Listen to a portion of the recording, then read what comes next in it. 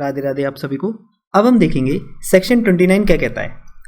Section 29 states if such a confession is otherwise relevant it does not become irrelevant merely because it was made under a promise of secrecy or in consequence of a deception practiced on the accused person for the purpose of obtaining it, or when he was drunk, or because it was made in answer to questions which he need not have answered, or because he was not warned that he was not bound to make such confession and that evidence of it might be given against him.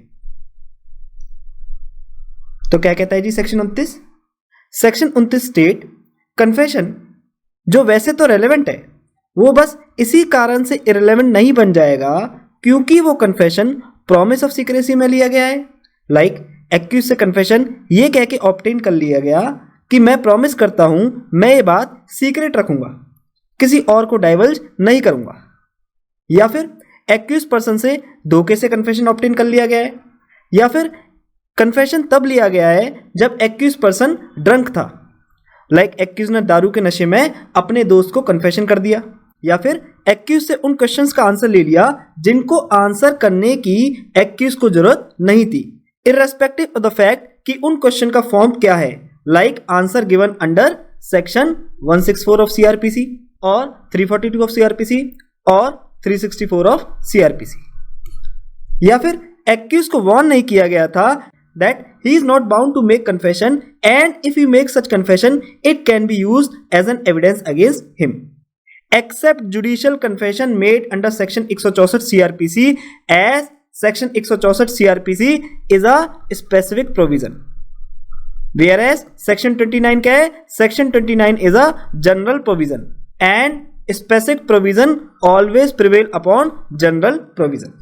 Like accused के friend ने उसे warn नहीं किया that he is not bound to make such confession और accused ने उसे confession कर दिया then it will be admissible. Okay, तो हम ये कह सकते हैं एक्यूज ने अगर कन्फेशन वॉलेंटरी किया है बिना पर्सन इन अथॉरिटी से इंड्यूसमेंट थ्रेट या प्रॉमिस को रिसीव किए और वो कन्फेशन ना तो पुलिस ऑफिसर को किया गया है ना ही पुलिस ऑफिसर की कस्टडी में किसी थर्ड पर्सन को किया है accept in immediate presence of magistrate, तो अब ये कन्फेशन एविडेंस में रिसीव किया जाएगा बेशक से ये कन्फेशन प्रॉमिस ऑफ सीक्रेसी से, धोखे से, एक्सेट्रा से ऑब्टेन किया गया है। ऑलराइट, तो कंक्लूजन क्या है जी? अगर एक्यूज ने confession promise of secrecy in consequence of deception practice on the accused person और at the time when he was drunk or because it was made in answer to question which he did not have answered or because he was not warned that he was not bound to make such confession, ये सारी की सारी चीजें अगर accused को private person से receive होती है instead of person in authority and in consequence of which accused उस प्राइवेट पर्सन को कन्फेशन कर देता है then such confession will be admissible. ठीक है, तो देखो यहां पर इस सेक्शन को इन्होंने ब्रेक किया हुआ है। If a confession is otherwise relevant it does not become irrelevant just because it was made under a promise of secrecy. Next, in consequence of a deception practice on the accused person for the purpose of obtaining it, deception यानी धोखा। Third, when the accused person was drunk that is drunkenness. Fourth, in answer to question he need not have answered whatever may have been the form of the question that is interrogation. And lastly, when the accused was not warned that he was not bound to make such confession and that evidence of it might be given against him except in judicial confession under section 164 of CRPC, want of warning। Okay, तो यहां पर इन्होंने इस section को 5 form में break किया हुआ है। तो कौन कौन से हैं 5 form? Promise of secrecy, deception, drunkenness, interrogation and want of warning. These all 5 points are important for PT।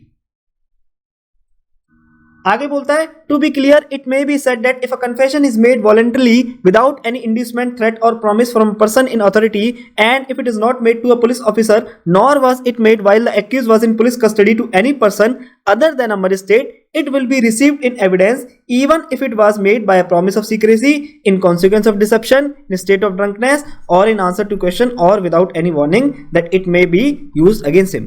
इसको हम ऑलरेडी डिस्कस कर चुके हैं, वीडियो को रिवाइंड करिए, आपको सब क्लियर हो जाएगा। Okay,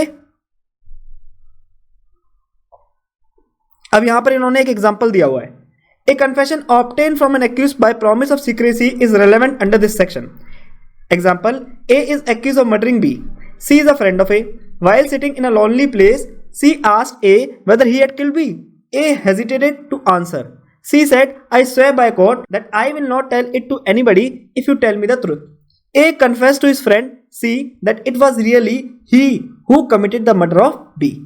This statement has been obtained by a promise of secrecy, but this will not be excluded and may be proved under section 29 because it is otherwise relevant. That is to say, it is neither obtained by inducement, threat or promise in connection with the crime of the accused from person in authority.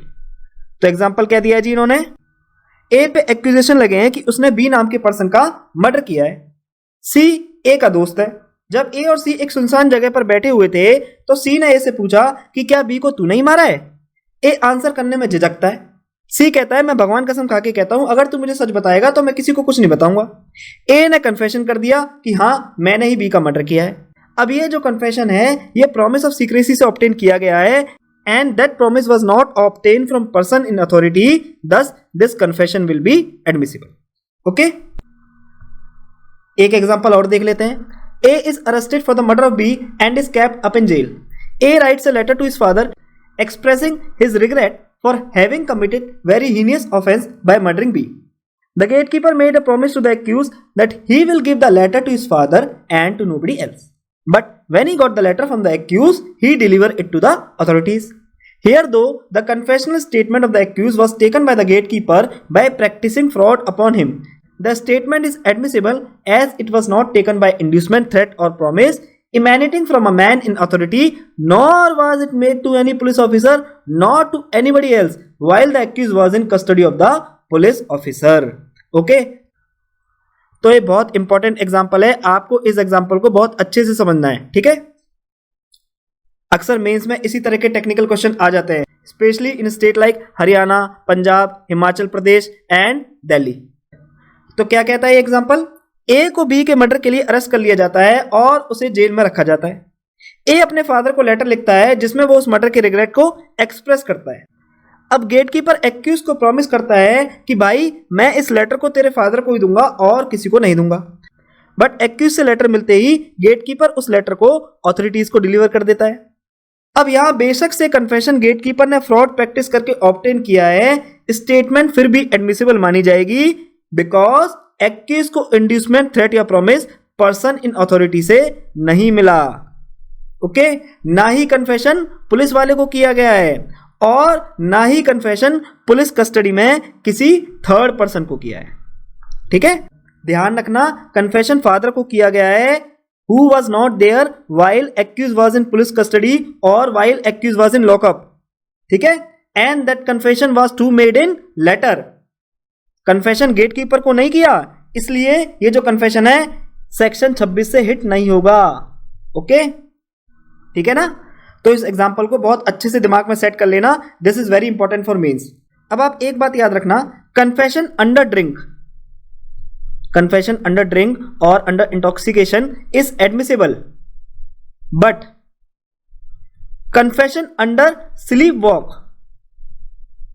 is inadmissible.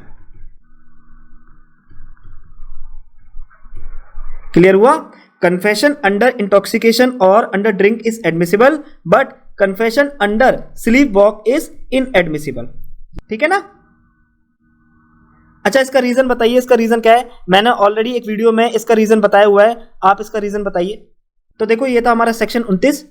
अब आपके लिए section 29 से homework ये है, आपको ये research करके बताना है कि अगर इंड्यूसमेंट, थ्रेट या प्रॉमिस ये प्राइवेट पर्सन से ऑब्टेन किया गया है बट कन्फेशन पीओ को कर दिया गया है, तो क्या कन्फेशन एडमिसिबल होगा. बात समझ में आई. अगर इंड्यूसमेंट, थ्रेट या प्रॉमिस प्राइवेट पर्सन से ऑब्टेन किया गया है बट कन्फेशन पुलिस ऑफिसर को कर दिया गया है, तो क्या यह कन्फेशन एडमिसिबल होगा. आपको इस क्वेश्चन का आंसर कमेंट करके बताना है, मैं खुद पर्सनली आपके कमेंट को रिव्यू करूंगा. ओके, अब सेक्शन 29 से रिलेटेड पीटी के पॉइंट्स को हाईलाइट कर लेते हैं. If such a confession is otherwise relevant, it does not become irrelevant merely because it was made under promise of secrecy. consequence of deception practiced on the accused person, or when he was wrong, or because it was made in answer to question which he need not have answered, or because he was not warned that he was not bound to make such confession and that evidence of it might be given against him. तो ये जो 5 factors हैं आपको PT के लिए अच्छे से याद करने हैं. ओके, तो ये था हमारा आज का लेक्चर. अगर आपको लेक्चर पसंद आया है तो आप लाइक, शेयर और कमेंट जरूर कीजिएगा, और अगर आपको लेक्चर पसंद नहीं आया है तो आपको डिसलाइक करने का भी पूरा राइट है. और प्लीज आप लोग कमेंट करके अपने फीडबैक जरूर दीजिएगा, जिससे कि फ्यूचर में मैं अपने आप को और इंप्रूव कर सकूं. और अगर आप लोग चाहते हैं कि वीडियोस में किसी भी तरह का मैं चेंज करूं तो आप मुझे कमेंट करके बता सकते हैं. मैं पूरी कोशिश करूंगा चीजों को आपके अकॉर्डिंग चलाने की.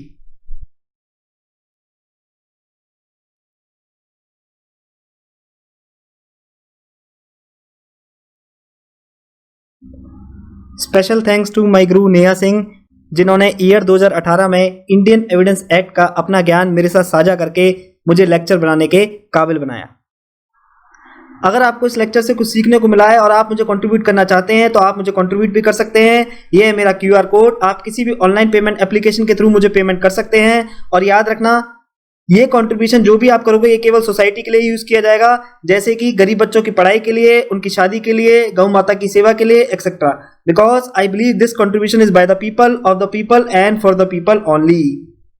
इसके अलावा इंस्टाग्राम और फेसबुक पे आप मेरे को फॉलो कर सकते हो, जो लिंक है वो डिस्क्रिप्शन बॉक्स में गिवन है. इंस्टाग्राम पे मैं अक्सर लाइव भी आता हूँ और प्रीवियस ईयर क्वेश्चन भी शेयर करता हूँ. तब तक के लिए स्वस्थ रहिए, व्यस्त रहिए और मस्त रहिए. Take care of your health, physically, mentally and emotionally. जय हिंद, जय भारत.